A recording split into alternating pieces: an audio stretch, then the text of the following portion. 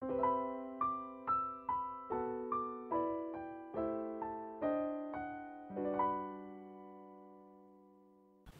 episode yang lalu telah dibahas bahwa analisis faktor eksploratory terdiri dari 3 langkah, yaitu pertama menetapkan ada berapa faktor yang menjadi penyebab berkorelasinya sehimpunan variabel, dan kegiatan ini dinamakan ekstraksi faktor. Lalu langkah yang kedua ialah jika terdapat 2 atau lebih faktor, maka timbul pertanyaan himpunan variabel mana yang terkait dengan faktor ke-1, mana yang terkait dengan faktor yang kedua, ketiga, dan seterusnya. Sehingga diperlukan kegiatan yang disebut rotasi faktor. Dan langkah terakhir yang ketiga adalah memberi nama terhadap setiap faktor yang ditetapkan sesuai dengan isi dari variabel yang terkait.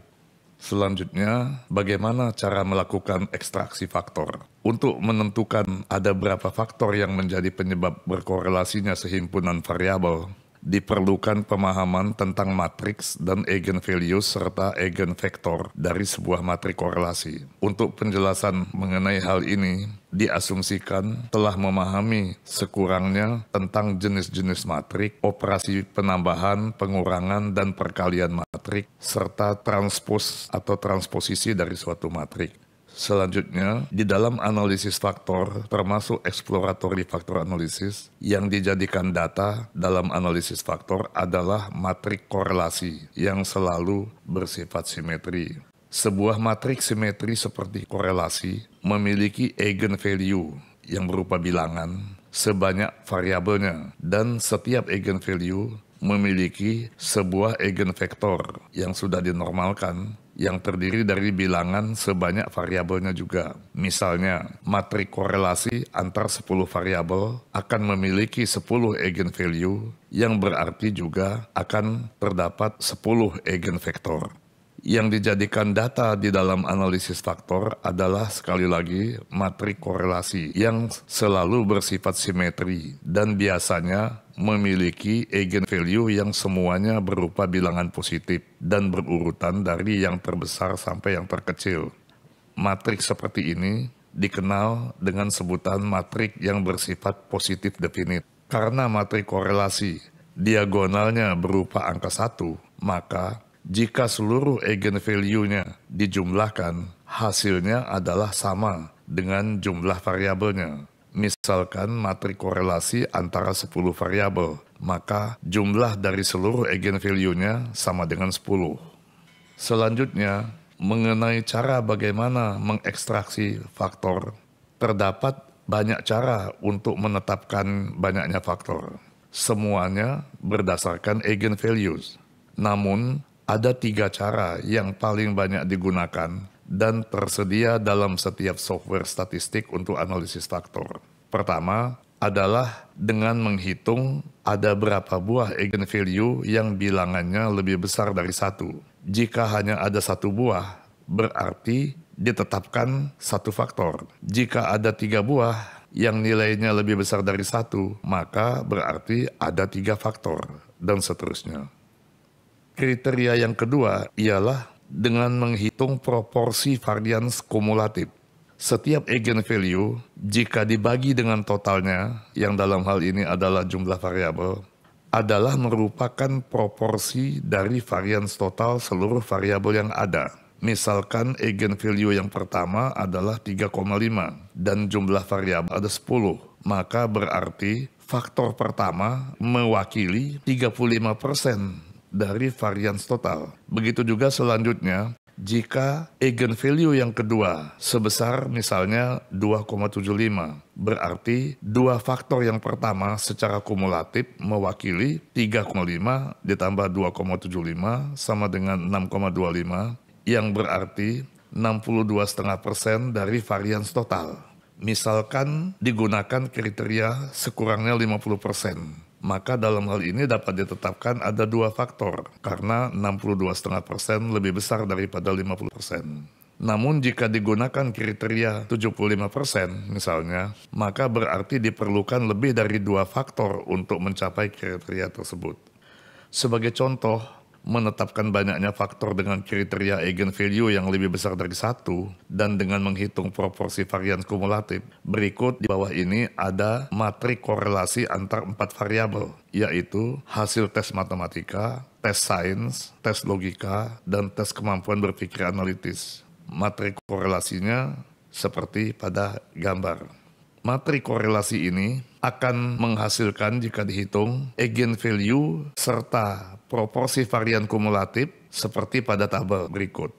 Terlihat bahwa dari 4 eigenvalue yang ada, yaitu 3,147, 0,414, 0,272, dan 0,166, hanya satu buah yaitu 3,147 yang besarannya lebih besar daripada 1.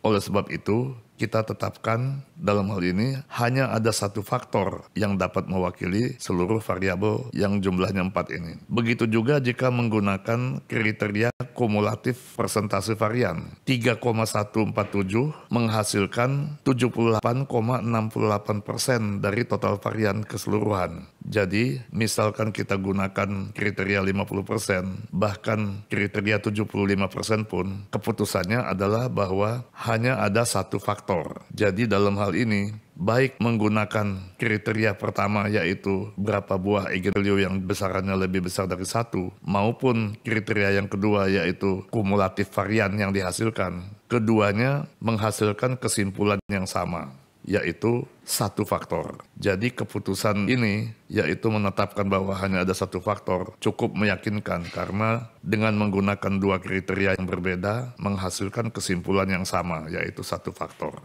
Cara ketiga untuk menentukan berapa banyaknya faktor ialah dengan membuat grafik plot, disebut juga scree plot, dari semua eigenvalue yang ada. Kemudian dilihat berapa kali grafik plot tersebut menurun dengan cukup curam, atau berapa kali rasio penurunannya cukup besar. Sebagai ilustrasi, contoh scree plot dapat dilihat pada dua gambar di bawah ini.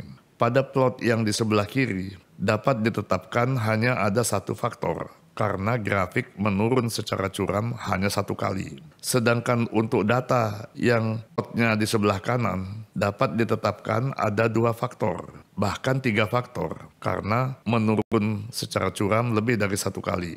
Jika diperoleh lebih dari satu faktor, maka diperlukan langkah kedua di dalam exploratory factor analysis, yaitu rotasi faktor. Dalam hal ini, dilakukan rotasi secara geometri yang tujuannya adalah agar diperoleh struktur faktor yang jelas dan sederhana, di mana setiap variabel hanya memiliki koefisien regresi, atau dalam hal ini disebut koefisien muatan faktor, yang tinggi hanya pada salah satu faktor saja, dan rendah pada faktor lainnya. Matrik koefisien muatan faktor ini sebenarnya tidak lain adalah eigenvektor dari eigenvalue yang terpilih, yang disandingkan sehingga menjadi matriks dengan baris sebanyak jumlah variabelnya dan kolom sebanyak jumlah faktornya. Misalkan ada 10 variabel dan diputuskan ada 3 faktor, maka matrik ini akan berdimensi 10 baris dan 3 kolom. Dan pada setiap baris adalah koefisien muatan dari suatu variabel terhadap setiap faktor. Kolom-kolom dari matrik ini bersifat ortogonal, yang artinya semua faktor tidak berkorelasi satu sama lain, karena masing-masing faktor merupakan vektor yang saling tegak lurus satu sama lain.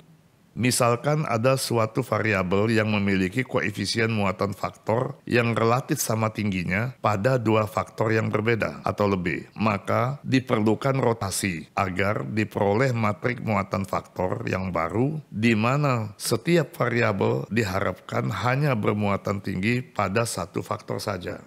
Bagaimana cara melakukan rotasi faktor? Ada dua cara rotasi faktor, yaitu rotasi yang bersifat ortogonal dan rotasi yang bersifat oblik. Ortogonal artinya rotasi dengan cara menjaga agar semua faktor tetap saling tidak berkorelasi satu sama lain. Artinya sudut antar faktor adalah dijaga tetap 90 derajat. Sedangkan rotasi secara oblik artinya sambil dirotasi sudutnya pun boleh diubah, tidak harus 90 derajat agar diperoleh struktur yang lebih jelas dan sederhana meskipun faktor harus menjadi saling berkorelasi. Pada software analisis faktor, kedua jenis rotasi ini biasanya mudah dikenali karena rotasi yang bersifat ortogonal biasanya menggunakan istilah yang berakhiran mak seperti varimak, kuartimak, promak, dan sebagainya. Sedangkan rotasi yang bersifat oblik biasanya berakhiran min seperti misalnya oblimin, kuartimin, bikuartimin, dan sebagainya. Agar dapat menemukan konstrak atau variabel yang memang berbeda satu sama lain atau distinct, biasanya orang menggunakan cara rotasi ortogonal. Oleh sebab itulah, rotasi ortogonal adalah yang paling populer, terutama yang disebut varimak. Berikut adalah contoh ekstraksi dan rotasi faktor dari sebuah matrik korelasi yang terdiri dari 13 variabel pada suatu penelitian terhadap 1.300 siswa SMP. Ke-13 variabel tersebut adalah pertama hasil tes penalaran verbal, yang kedua tes penalaran numerikal, yang ketiga tes logikal, keempat penalaran analitikal, kelima tingkat pendidikan ayah, keenam tingkat pendidikan ibu, ketujuh income ayah, ke-8 self concept dari siswa, ke-9 motivasi yang dimiliki siswa, ke-10 self efficacy siswa, ke-11 tinggi badan siswa, ke-12 berat badan siswa, dan 13 usia siswa yang bersangkutan. Ada berapa faktor yang dapat mewakili 13 variabel ini? Faktor apa sajakah itu? Mari kita lihat matrik korelasi yang dihasilkan seperti pada tabel berikut ini. Dari matrik korelasi yang terdiri dari 13 baris dan 13 kolom dan bersifat simetris seperti ini, setelah dihitung, diperoleh 10 buah eigenvalue yang urut-urutannya seperti pada kolom 2 yang diberi judul total pada gambar berikut ini. Eigenvalue yang pertama misalnya adalah 3,049, yang kedua adalah 1,773, dan seterusnya. Dapat kita lihat di sini bahwa dari 10 eigenvalue yang ada, hanya 4 yang bilangannya lebih besar dari 1. Maka jika kita menggunakan kriteria tersebut, yaitu banyaknya eigenvalue yang lebih besar dari 1, dapat diputuskan ada 4 faktor yang dapat mewakili dari 13 variabel yang ada. Jika kita menggunakan kriteria yang kedua, yaitu proporsi varian kumulatif, maka terlihat bahwa jika kita menggunakan kriteria misalnya 50%, dapat disimpulkan 3 faktor saja. Tetapi jika kita menggunakan kriteria 60% misalnya, keputusannya adalah berarti 4 faktor. Mengapa? Karena dengan 4 eigenvalue, kumulatif varian yang dihasilkan adalah 61,796%. Jadi seandainya kita bandingkan kedua kriteria tersebut, kecenderungannya adalah bahwa baik menggunakan kriteria eigenvalue yang lebih besar dari 1 maupun kriteria kumulatif proporsi varian, dapat diputuskan bahwa ada 4 faktor. Selanjutnya, jika digunakan kriteria scree plot, maka tampak juga terlihat 4 kali penurunan plot secara curam. Maka dapat disimpulkan juga ada 4 faktor. Pada keadaan seperti ini, kita menjadi lebih yakin dengan keputusan karena ketiga kriteria yang digunakan menghasilkan kesimpulan yang sama, yaitu banyaknya faktor ada 4. Selanjutnya, karena ada 4 eigenvalue yang lebih besar dari 1 dan keempat eigenvalue juga menghasilkan varian kumulatif lebih besar dari 60%, serta scree plot pun menunjukkan indikasi bahwa grafik yang menurun curam adalah sebanyak 4 kali, maka diputuskan bahwa terdapat 4 faktor. Adapun eigenvektor yang ke-1 sampai eigenvektor yang ke-4 dapat dijajarkan sehingga membentuk matrik koefisien muatan faktor sebagai berikut, di mana kolom yang pertama adalah eigenvektor dari eigenvalue yang pertama. Kolom kedua adalah eigenvektor dari eigenvalue yang kedua. Kolom ketiga adalah eigenvektor dari eigenvalue yang ketiga. Dan begitu juga kolom keempat adalah eigenvektor dari eigenvalue yang keempat. dan disandingkan keempatnya menjadi sebuah matrik terdiri dari 10 baris yaitu 10 variabel dengan 4 kolom yaitu 4 faktor atau di sini diberi label komponen. Jika kita lihat pada tabel ini, variabel verbal, numerik, logikal, analytical bermuatan cukup tinggi di faktor 1 dan bermuatan rendah di seluruh faktor lainnya.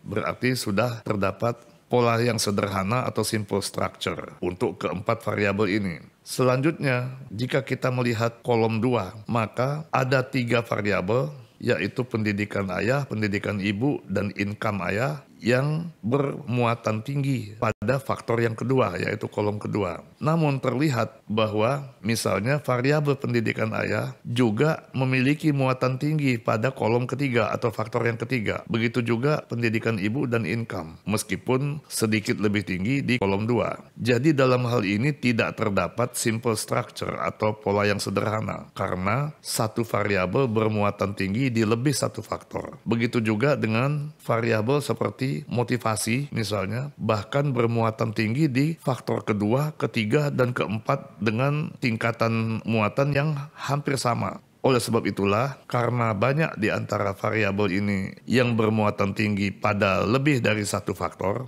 diperlukan rotasi faktor.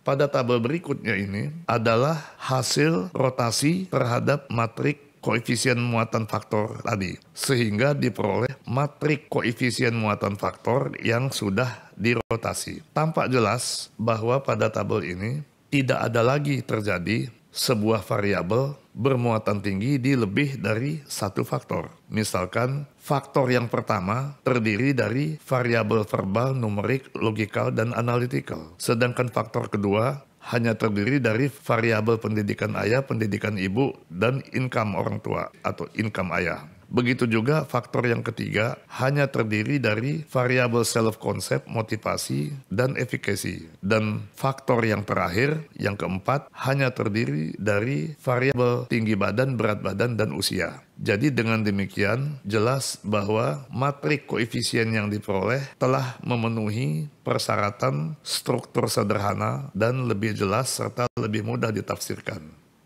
Lalu bagaimana kita menginterpretasikan hasil dari tabel tersebut? Pertama, tampak bahwa, saya ulangi, faktor ke-1 terdiri dari variabel verbal, numerikal, logikal, dan analytical. Untuk langkah ketiga, yaitu memberi nama terhadap faktor yang dihasilkan, mungkin faktor ini dapat diberi nama atau label sebagai faktor kecerdasan anak. Lalu faktor yang kedua terdiri dari variabel pendidikan ayah, pendidikan ibu, dan income ayah. Mungkin faktor ini dapat diberi nama faktor sosial ekonomi misalnya. Selanjutnya faktor yang ketiga adalah terdiri dari variabel self-concept, motivasi, dan self-efficacy. Mungkin faktor ini dapat diberi nama faktor persepsi diri. Dan faktor yang keempat terdiri dari variabel tinggi badan, berat badan, dan usia. Mungkin faktor ini dapat diberi nama faktor fisik anak atau faktor demografi. Jadi dengan demikian, tuntaslah ketiga langkah di dalam melakukan analisis faktor eksploratorik. Langkah pertama, menentukan ada berapa faktor. Ternyata dari 13 variabel yang ada ditetapkan 4 faktor. Langkah kedua adalah melakukan rotasi faktor dan diperoleh setiap faktor terdiri dari variabel-variabel yang telah disebutkan tadi. Dan langkah yang terakhir ialah memberi nama untuk setiap faktor yang dihasilkan, seperti yang baru saja dilakukan. Demikianlah sebagai ilustrasi ringkas mengenai bagaimana melakukan analisis faktor eksploratorik. Mulai dari langkah pertama menentukan banyaknya faktor, sampai melakukan rotasi faktor karena terdapat lebih dari 2 faktor, dan terakhir memberi nama kepada keempat faktor yang dihasilkan. Sekian, sampai jumpa pada episode berikutnya, yaitu pembahasan mengenai analisis faktor konfirmatorik.